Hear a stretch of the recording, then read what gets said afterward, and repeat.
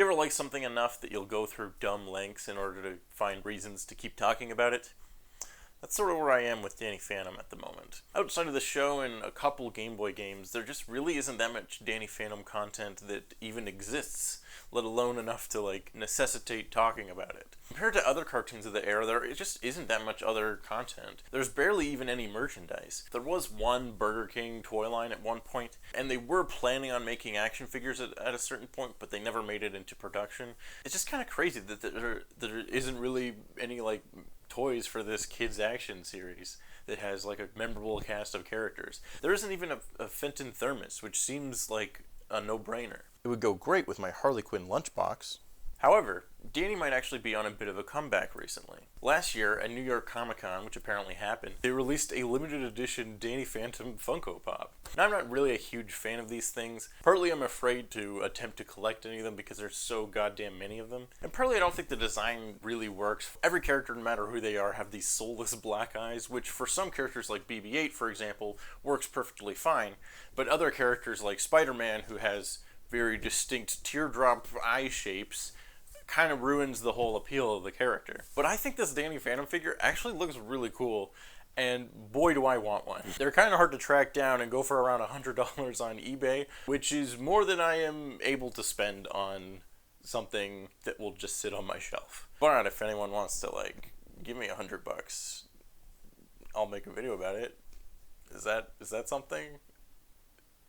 Is that anything? This year, of course, we're also getting Nickelodeon All-Star Brawl, a Smash Brothers style fighting game featuring Nickelodeon characters, and Danny Phantom was one of the first characters revealed. Did a video about that game, of course, because I'm super excited about it. So please check that out, link in the prescription. And the other bit of Danny Phantom news was that recently Butch Hartman tweeted that a graphic novel of Danny Phantom is in development, hoping for a 2022 release. Now, the original article for this doesn't appear to exist anymore, so that's basically all the information we have about this that I can find, which, yeah, would be cool. I hope it comes out someday. That led me to think if Danny had ever appeared in any other types of media, which eventually led me to the topic of this video, which, of course, is, did you know that Danny Phantom was in a book?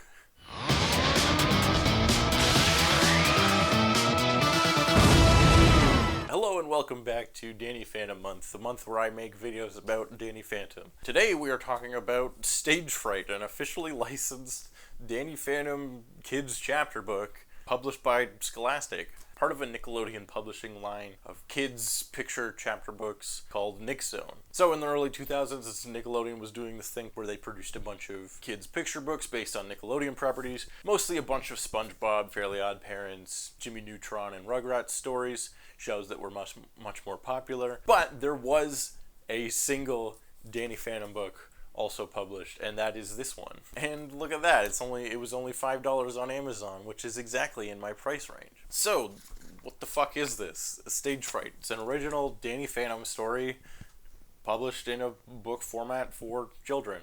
Written by Erica David, who it looks like has done some other licensed kids type books, and illustrated by Victoria Miller and Harry Moore, who I can't really find much else about them on the internet.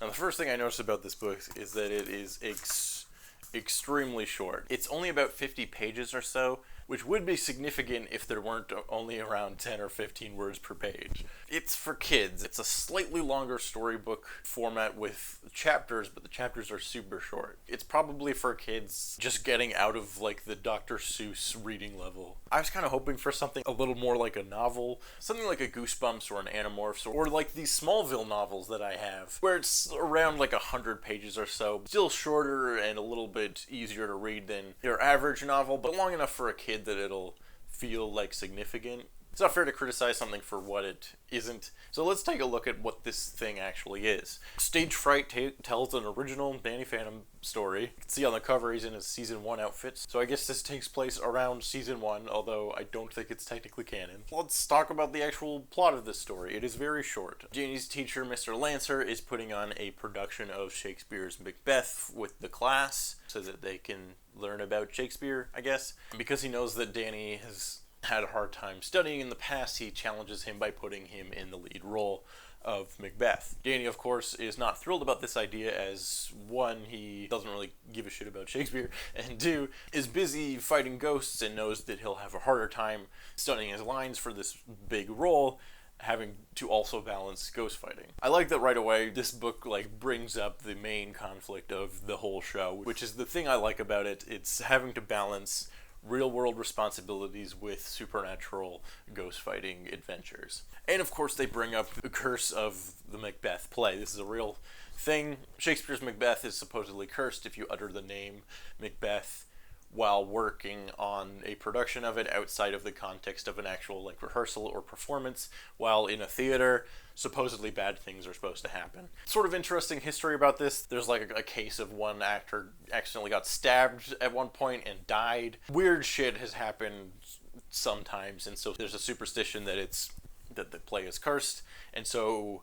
usually while working on the play before an actual performance, if you ever have to refer to it, it's usually referred to as the Scottish play or something to that effect. So I like this idea. They're using real-world superstition, which fits nicely with the ghost fighting world of Danny Phantom, and Danny has to balance learning about Shakespeare, something that most high school kids have to end up learning about, while also balancing his ghost fighting life. It's a good setup for something that feels like it could very well have been an episode of Danny Phantom. Also, Stage Fright absolutely fits the Danny Phantom naming convention. With Frightmare, Fright Night, Fright Before Christmas, it's kind of a miracle that they didn't already end up using Stage Fright as an episode of the series. As the story goes on, Danny complains about how he hasn't had time to practice because he's been busy ghost fighting. Most of the ghost fighting we hear about happens off screen because this book is hella short and they don't have time for that. On top of that, because Danny's not really taking his role seriously, he keeps forgetting about the supposed curse and ends up mentioning Macbeth, and so